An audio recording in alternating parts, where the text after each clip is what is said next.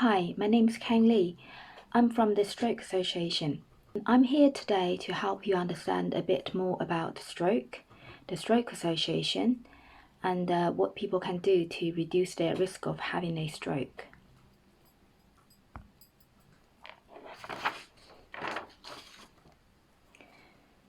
So, we are the Stroke Association. We are here to help people rebuilding their life after stroke. Every 5 minutes, stroke destroys lives. People's life changes instantly. We are the Stroke Association. We believe everyone deserves to live the best life they can after stroke, which is why we provide specialist support, fund critical research and campaign to make sure people affected by stroke get the best care and support to rebuild their lives. Our key areas of work include support services, information, research, fundraising, campaigning, and volunteering.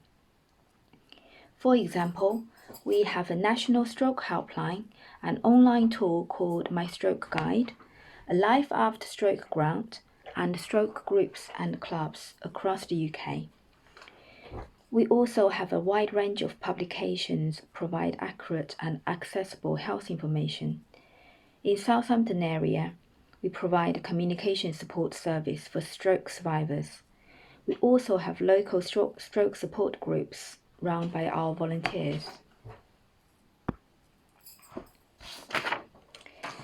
It is important that people know a stroke can happen to anyone, at any age, at any time. Although it's more common in older people, people are having strokes earlier in their lives. Around 1 in 4 strokes happens to people of working age, that is 65 years old. Babies, children and young people have strokes too. There are over 400 childhood strokes a year in the UK. To talk about stroke, I'd like to start by introducing you to Luna. So let's look at a short video.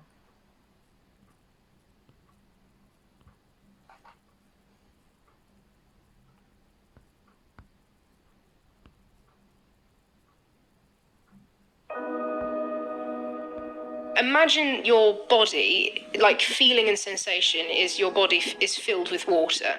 I felt half of my body drain and fall out through my feet. So my whole left side was gone. Couldn't move my arm or my leg. I didn't know where it was. And then I just fade away. My stroke was in February of 2018.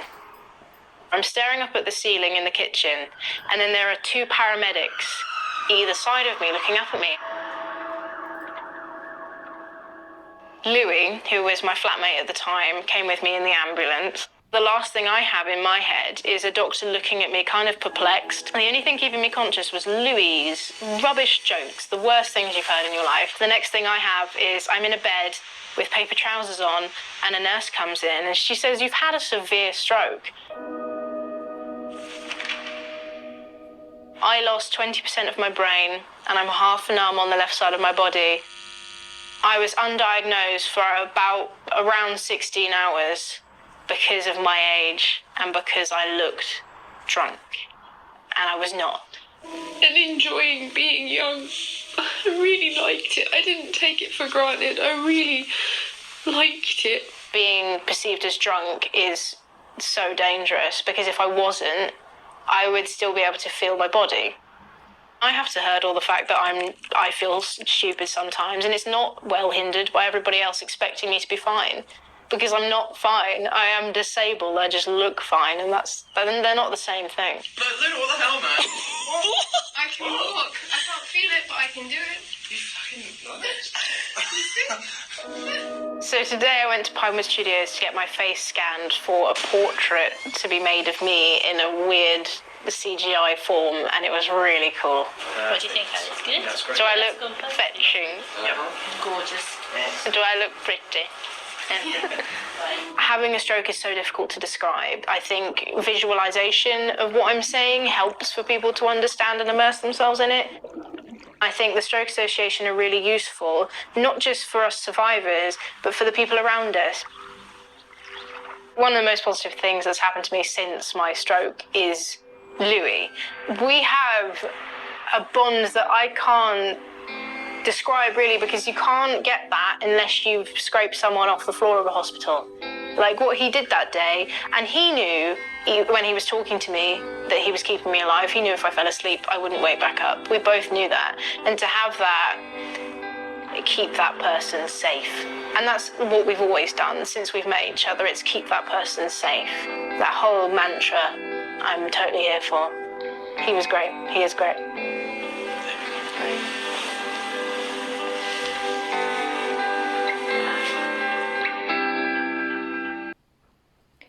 So that's Luna's story.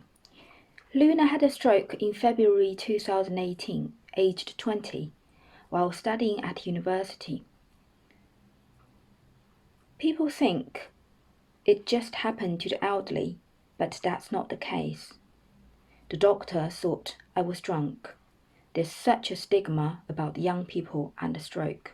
Over the course of the day, Luna had a total of 7 strokes. 20% of Luna's brain died, affecting her cognitive understanding and the left-hand side. 10 months later, Luna was focused on finishing her media studies degree. She talks at our events to raise awareness, especially of stroke in young people, and help others to rebuild their lives after stroke. So, stroke in the UK. Overall, there are more than 100,000 strokes in the UK each year. That's around 1 stroke every 5 minutes. People nowadays is more likely to survive a stroke compared to 20 years ago because of improvements to stroke care.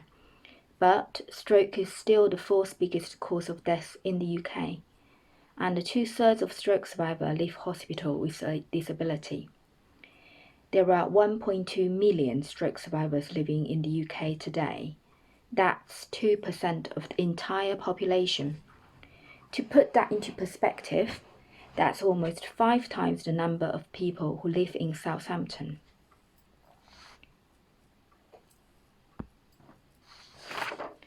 So, what is a stroke?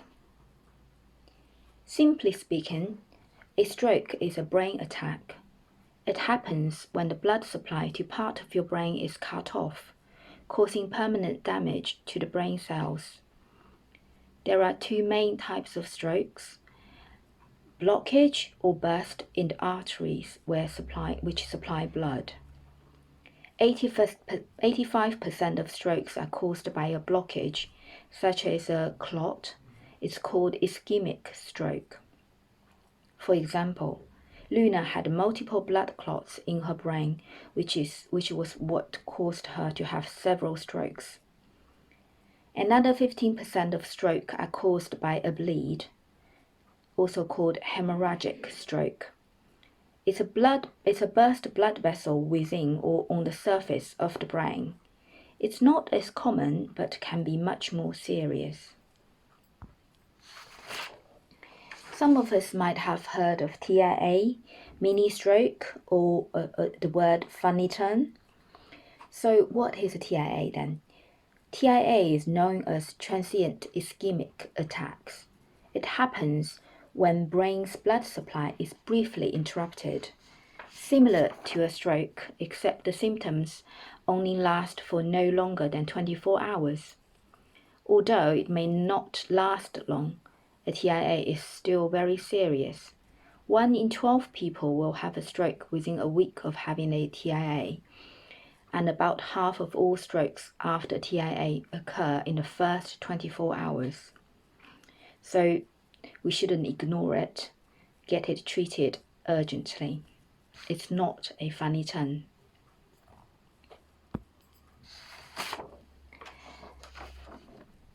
So stroke is a medical emergency. Every second counts when you are having a stroke. Recognizing the signs and calling 999 for an ambulance is very crucial. The quicker a person arrives at a specialist stroke unit, the quicker they will receive the right treatment. Stroke Association's research led to the introduction of the Act Fast campaign. Some of you might have seen this on TV, so let's just have a watch.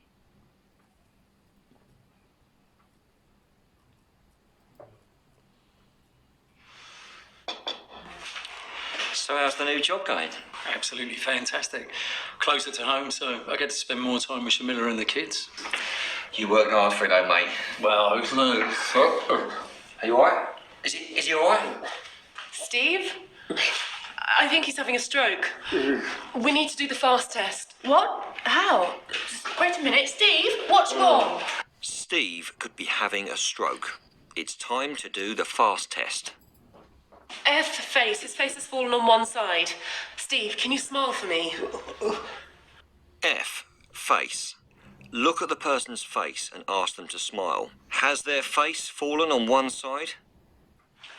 A. Arms. Can you raise your arms for me? A. Arms. Ask the person to raise both arms and keep them there. Are they unable to raise one arm? He can't raise his other arm. S. Speech. Can you say hello and tell me your name? S. Speech. Ask the person to say hello and tell you their name. Is their speech slurred? Hello, Stephen. Tea time. T. Time. Steve is having a stroke. It's time to call 999. Ambulance, please. You all right, mate?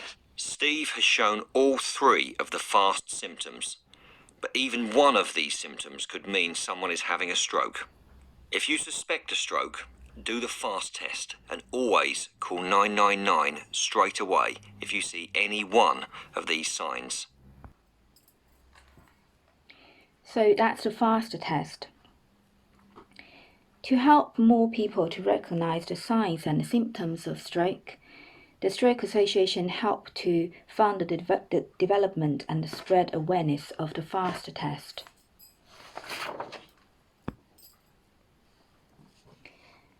So FAST test tells you the main signs of stroke, but there are some more to look out for.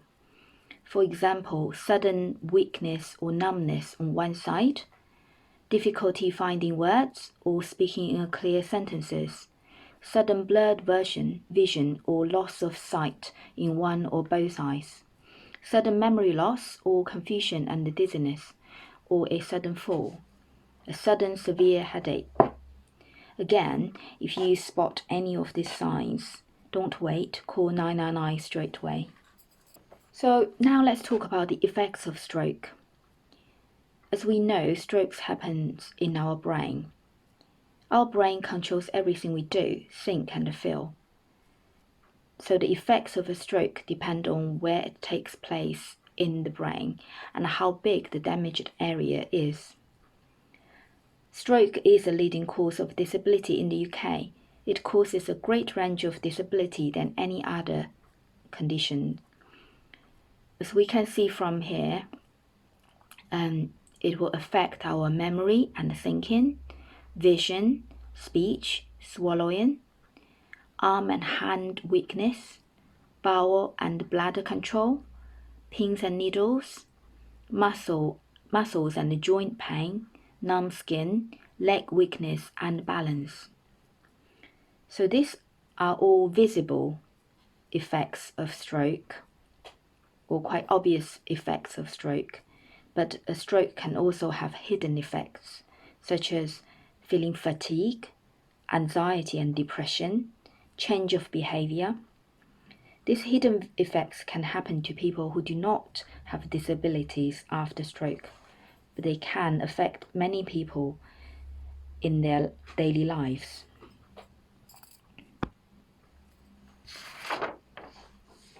So, around a third of people who have a stroke will experience aphasia. Aphasia is a language and communication disorder. It affects more than 350,000 people in the UK.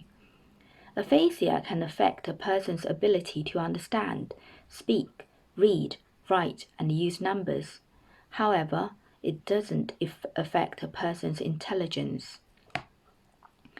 Now I would like to share Alicia's story with you. I know lion, giraffe, elephant, rhino. That's a tricky one. Your life. My mind was not coming together. Bubble inside. I'm stuck. Inside. The frustrated is not because anyone's done it. It's just because I can't say it and it's not coming out.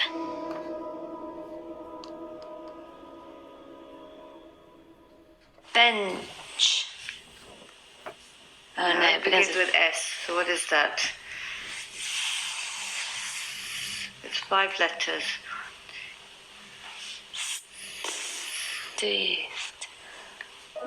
I think it was when I was at the rehab, they must have mentioned aphasia. Now what I know at this point, what aphasia means, you're intelligent, but you do have to start from the beginning. I didn't really understand this is a stroke. The doctors were coming and saying, you might not wake up, you might not be able to talk, you might have a wheelchair, it could be quite severe. I was a teacher for 5 years and that was honestly my passion, but it took a long, like a year to accept that no, I don't think I can be a teacher. It's hard to even understand. I guess you'll never. You can only try your best. I smile, but I do have a lot of tears or upset or worried. I guess anxious. They don't really tell you that this is going to be an ongoing thing for the rest of her life and your life. Because sometimes I feel that I'm in my own world, while everyone else is moving on. This is a scrapbook for all my memories. The reason why I kept it is because, look at this before, how severe it is, but now it's, I guess, better. It's like to remember how far you've come. Exactly, yeah. I'm just trying to think about, when I have the sad things, what will I do to make it better? Football. Yeah, but the Americans might... Soccer. Soccer. Oh, football. They did call it football. I don't think you know how to do speech and language. I'm really happy with this new things I'm doing. I've accepted that I'm not a teacher, but I am a teacher because I'm volunteering. I think everyone can do anything they want to do. Might take time, but I believe you can do it. Stand up and don't give up, whatever you want to do. I feel so grateful that the Stroke Association has really helped us so much. You get to meet new people who have had a stroke, but now I am volunteering for the Stroke Association, and I honestly love it. You have to think that we are alive, but how can we help others now? We're lucky. We have to remember, imagine that point. I thought I was going to die. They said that. But now I'm here today. I can walk, I can talk, I can learn, I can do so much. It's just, yeah, I guess I'm quite grateful and blessed in that sense.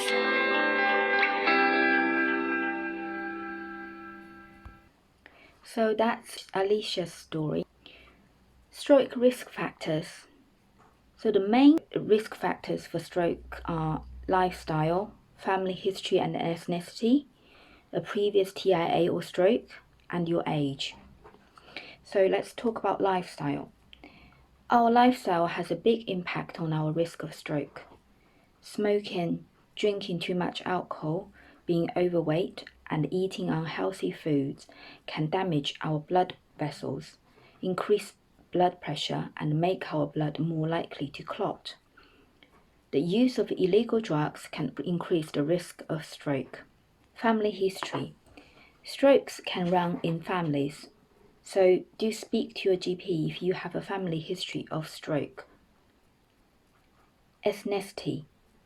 Strokes happen more often to people from African, Caribbean, and South Asian countries such as India, Pakistan, and Bangladesh, as risk factors for stroke such as diabetes and high blood pressure tend to be more common. TIA and stroke. If you have had a TIA, mini stroke, or stroke in the past, you are at greater risk of having another stroke.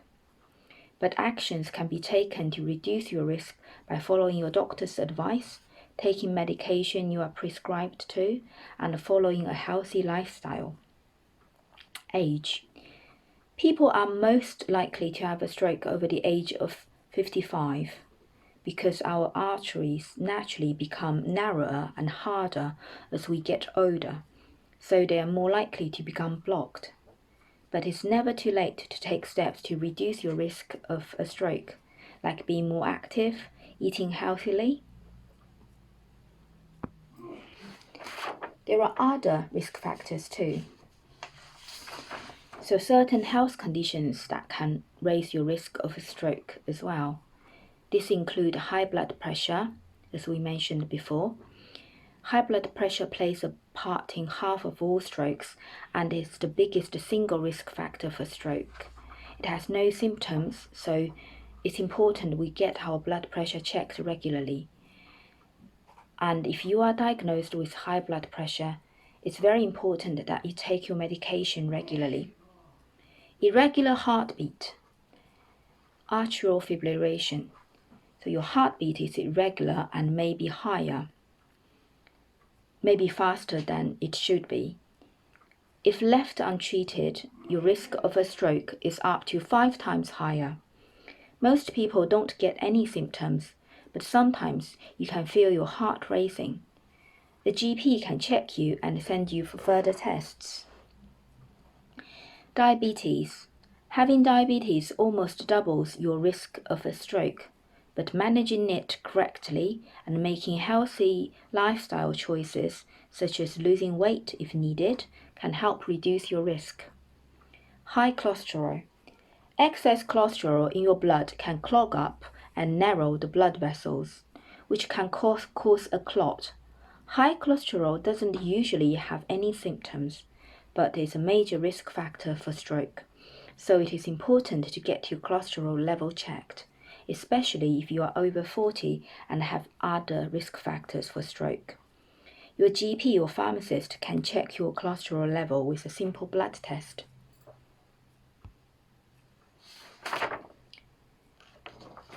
How to reduce your risk of stroke. Having a healthy lifestyle can help you to manage in conditions like high blood pressure, diabetes, and high cholesterol, which in turn reduces your risk of a stroke. The steps like eating healthy food, stop smoking, drinking less alcohol, and being more active can all help reduce your risk. Smoking doubles your risk of dying from a stroke, so it's well worth getting advice on giving up.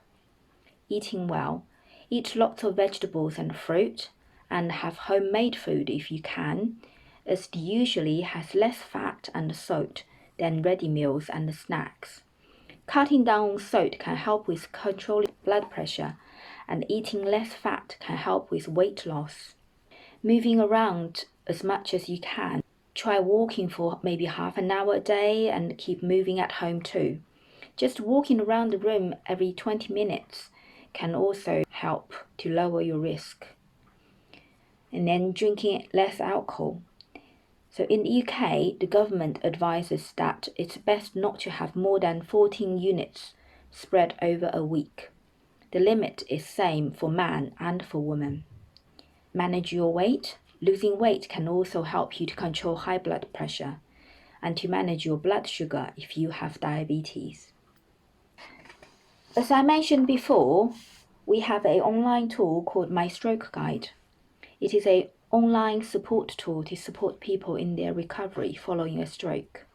It's a free service. Sign up with email, create an account. Here there's a video I want to show you, just a quick one. I always wanted to get back to driving again. My Stroke Guide has helped me to do just that. Since Krishna started using My Stroke Guide, I've seen real improvements in her recovery. My Stroke Guide made me realise there's life beyond stroke. Join thousands of stroke survivors and carers. Log on to mystrokeguide.com today. So my stroke guide is a free service. You just need to sign up with your email, create an account.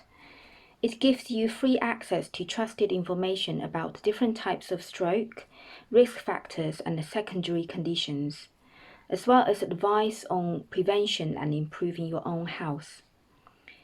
You can find practical tools and over 200 videos on here to help you understand stroke and managing its effects. This also includes a dedicated section for family and friends, which provides information on the impact of stroke and advice about supporting loved ones. It has a friendly online forum, connect you to others from the comfort of your own home. They are a great place to share your stroke experience and find out what others are doing to combat feelings of isolation and anxiety about the future.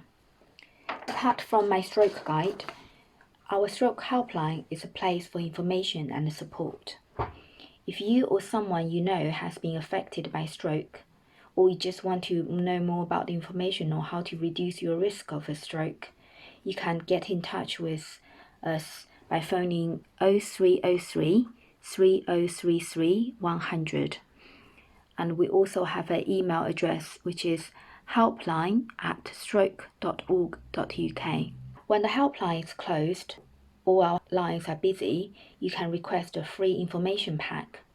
If you suspect someone is having a stroke, always use the FAST test and dial 999 immediately.